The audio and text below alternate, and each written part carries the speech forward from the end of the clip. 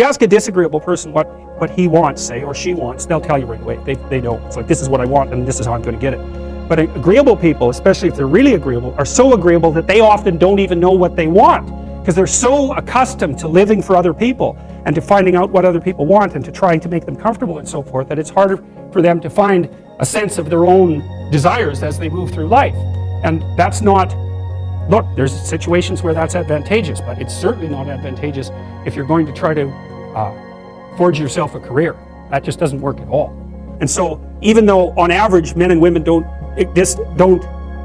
aren't that much different in terms of their levels of agreeableness by the group, if you go out and you look at the extremes, they're very different. So all of the most agreeable people are women, and all of the most disagreeable people are men. And the thing is, the extremes are often what matter rather than what's in the middle. And so one of the ways that's reflected in society, by the way, is there's way more men in prison. And the best personality predictor of being imprisoned is to be low in agreeableness. It makes you callous. Now you might think, well, what's the opposite of compassion and politeness? And the answer to that is, I think it's best sort of conceptualized as a trading game. So let's say that we're going to play repeated trading games. And if you're very agreeable, then you're going to bargain harder on my behalf than you're going to bargain on your own behalf. Whereas if you're very disagreeable, you're going to do the reverse. You're going to think, I'm in this trading game for me, and you're going to take care of your own interests. Where an agreeable person is going to say, no, at best, at worst, this has to be 50-50, but I'd like to help you every way I can. One of the things you have to be careful of if you're agreeable is not to be exploited, because you'll line up to be exploited. And I think the reason for that is because you're wired to be exploited by infants. And so that just doesn't work so well in that actual world. And one of the things that happens very often in psychotherapy, people come to psychotherapy for multiple reasons, but one of them is they often come because they're too agreeable. And so what they get is so-called assertiveness training, although it's not exactly assertiveness that's being trained. What it is the ability to learn how to negotiate on your own behalf. And one of the things I tell agreeable people, especially if they're conscientious, is say what you think. Tell the truth about what you think. There's going to be things you think that you think are nasty and harsh. And they probably are nasty and harsh, but they're also probably true. And you need to bring those up to the forefront and deliver the message. And it's not straightforward at all, because agreeable people do not like conflict. Not at all. They smooth the water. And you can see why that is in accordance with the hypothesis that I've been putting forward. You don't want conflict around infants. It's too damn dangerous. You don't want fights to break out. You don't want anything to disturb the relative peace. And if you're also more prone to being hurt physically and perhaps emotionally, you also may be loath to engage in the kind of high-intensity conflict that will solve problems in the short term, because it takes a lot of conflict to solve problems in the short term. And if that can spiral up to where it's dangerous, which it can if it gets uncontrolled, it might be safer in the short term to keep the water smooth and to not delve into those situations where conflict emerges. The problem with that is it's not a very good medium to long-term strategy, right? Because lots of times there are things you have to talk about because they're not going to go away. And the advantage to having a well-socialized disagreeable person is that they really don't let much get in their way. So if you can get a kid who's disagreeable socialized, that person can be quite the creature, because they're very forward-moving in their nature and very difficult to stop. But if you don't get them successfully domesticated, tamed, roughly speaking, by the time they're 4, their peers reject them. And that's a big problem, because your job as a parent is to make your child socially desirable by the age of 4. Like you want to burn that into your brain, because people don't know that. That's your job. And here's why. It's easy if you think about it carefully. So you imagine you've got a 3-year-old child, so sort of halfway through that initial period of socialization, and you take that child out in public. Okay, what do you want for the child? Who cares about you? What do you want for the child? You want the child to be able to interact with other children and adults so that the children are welcoming and smile and want to play with him or her, and so the adults are happy to see the child and treat him or her properly. And if your child's a horrible little monster because you're afraid of disciplining them or you don't know how to do that properly, then what they're going to do is they're going to experience nothing but rejection from other children and false smiles from other parents and adults. And so then you're throwing the child out there into a world where every single face that they see is either hostile or lying. And that's not something that's going to be particularly conducive to the mental health or the well-being of your child. If your child can learn a couple simple rules of behavior, like don't interrupt adults when they're talking too much, and pay attention, and try not to hit the other kids over the head with the truck any more than is absolutely necessary, then, and share and play properly, then when they meet other kids, the kids are going to try out a few little play routines on them, and that's going to go well, and then they're going to go off and socialize each other for the rest of their lives. Because that's what happens, is that from 4 years old onwards, the primary socialization with children takes place among other children. And so if the kids don't get in on that early, they don't move into that developmental spiral upwards, and they're left behind. And you can imagine how terrible that is, because a 4-year-old will not play with another 4-year-old who's 2.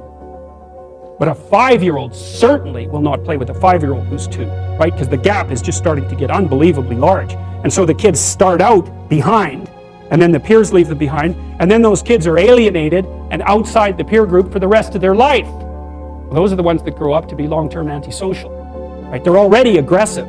It doesn't dip down. Now, what happens to normal boys, roughly speaking? Imagine the aggressive 2-year-old types. They get socialized, so their level of aggression goes down, and then they hit puberty and testosterone kicks in, and bang, levels of aggression go back up. And so that's why males are criminals between the ages roughly of 16 and about 25. So, and it matches the creativity curve, by the way. It's so cool. If you look at the spike of creativity among men, 16 to 25, and it starts to go down, criminality matches that absolutely perfectly. So that's quite cool.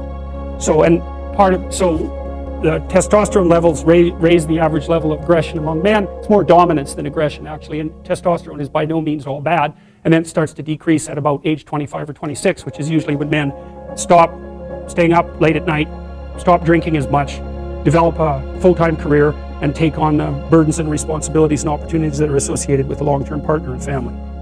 And so, well, so that's the development of what I would call predatory aggression, because I also think that the agreeableness distribution is probably something like predatory aggression versus maternal sympathy. It's something like that. So if you look at other mammals that are predators, because we're predators as well as prey animals.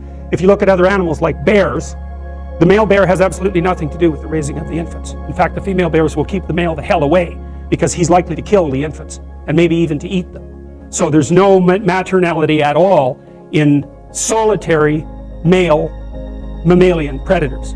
It's really useful to investigate the viewpoints of people who have opposing views to yours, because they'll tell you things. Not only will they tell you things you don't know, they'll also tell you how to see the world in ways that you don't see it.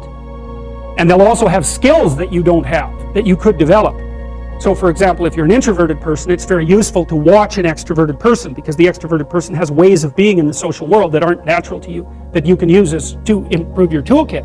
And if you're disagreeable, one of the best things to do with disagreeable people, especially if that's alienating them from other people, for example, because it can, people treat you like you're a selfish, arrogant son of a, maybe that's because you are. It's like, okay, so what do you do about that?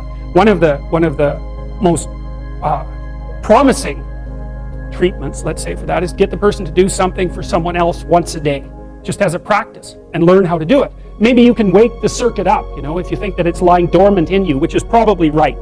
I think we have a very wide range of propensities within us. Some are switched on, genetic propensities, some are switched on, but I think that if you put yourself in the right situation or walk yourself through the right exercises, you can switch some of these other things on as well. But it takes work and dedication and discipline. I would say, generally speaking, if you want to adapt yourself properly to life, you should find a niche in the environment that corresponds with your temperament, right? You shouldn't work at cross purposes to your temperament, because it's just too damn difficult. But having done that, then you should work on developing the skills and viewpoints that exist in the space opposite to your personality, because that's where you're fundamentally underdeveloped. And that way I think you can extend out your temperamental capability across a wider range. And to me, that's roughly equivalent as bringing a richer toolkit to each situation. So if you're hyper extroverted, you should probably learn to shut up at parties now and then and listen, just to see what's going on, to see if you can manage it. And if you're introverted, well, then you should learn how to speak in public and to learn how to go to parties without hiding in the corner and saying nothing to anyone. And if you're agreeable, then you need to learn how to be disagreeable so people can't push you around. And if you're disagreeable, you need to learn how to be agreeable so that you're not an evil son of a bitch.